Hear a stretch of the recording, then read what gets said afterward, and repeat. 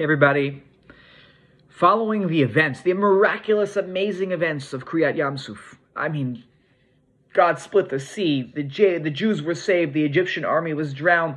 Unbelievable. They sing out to God, and then right after that's all said and done, the Torah records that they traveled from Yamsuf. They went to the desert of Shur. They went 3 days in the desert, and they couldn't find any water.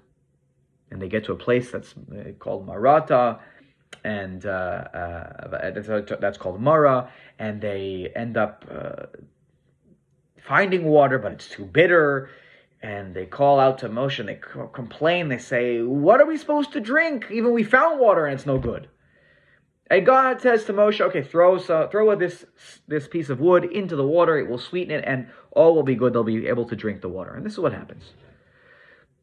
Curiously, this story becomes the basis of a mitzvah or of a communal practice that we do every single week, multiple times, and that is we read the Torah publicly, Mondays and Thursdays, and as well on Shabbat, so that we should not go more than 3 days without Torah. And the source for this idea is that when the Torah says that they went 3 days in the desert and they couldn't find any water, well, water is a metaphor for Torah, and so just like they went 3 days without water, and that was, or it says they went 3 days without water, and that was really awful.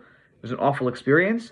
So too, if the water represents Torah, so we shouldn't go more than 3 days without Torah. Otherwise, it's an awful experience, and why should we have to have awful experiences?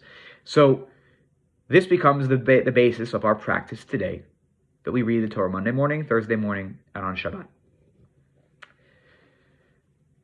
So that's all nice, very nice. It's a beautiful metaphor, but why is this the story that would teach us this principle?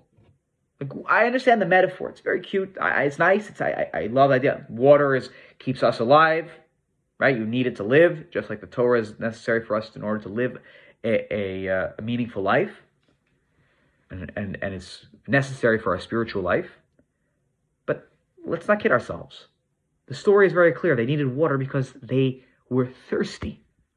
It has nothing to do on the surface with Torah, or God's teachings, nothing. How did the rabbis see that in this story? And I believe that this number, that they traveled for 3 days, is so significant because, you see, there is a number of other occasions where the number 3, traveling in the desert, is mentioned in the book of Shemot. Earlier, when Moshe goes to Paro and says to him, let the people go, he doesn't say, let's go, forever. He says, let us go, derech shloshet yamim bamidbar, let us go for 3 days into the desert. We need to travel 3 days to get to where we need to get to, so that we can do our service to God. And so the Jews become very accustomed to the idea of expecting something after 3 days in the desert. That we're going to get somewhere fascinating, somewhere meaningful, somewhere that's going to be this uplifting experience with God. And they just traveled 3 days after this incredible story at the sea, where they obviously had an encounter with God.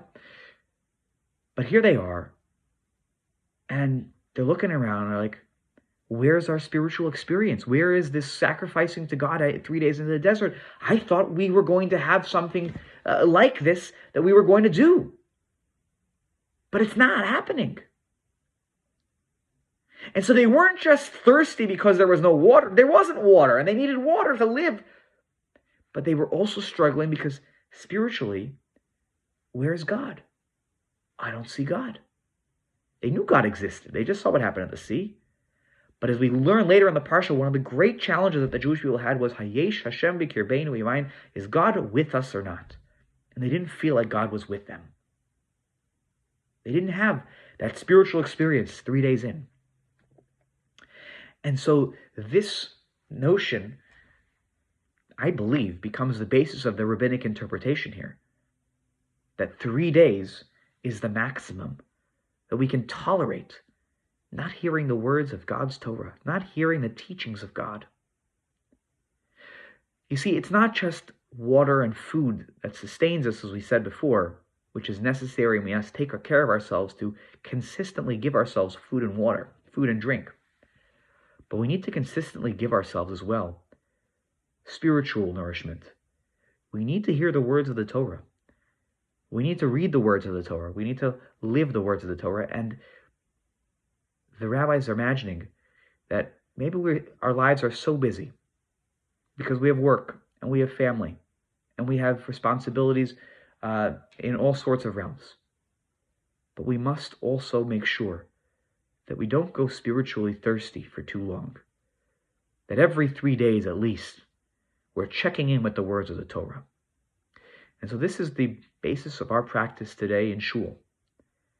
And I think, more broadly speaking, it speaks to the importance of consistency with the engagement of Torah. That it's not something we should do once in a while, but we should find meaningful ways to consistently engage in Torah, in the learning of the Torah, in special mitzvot that are from time to time relevant, that come from the Torah. And we should try our very best to make sure that spirituality is on the forefront of our mind, at least every now and then, right? At least every 3 days. Obviously, we should every day be living by the Torah and the mitzvot, but we should be more proactively making sure we check in with ourselves spiritually on a consistent basis. May we all be able to succeed in feeling that sense of spirituality and that sense of connection to Torah in our lives through our consistent devotion, day in and day out.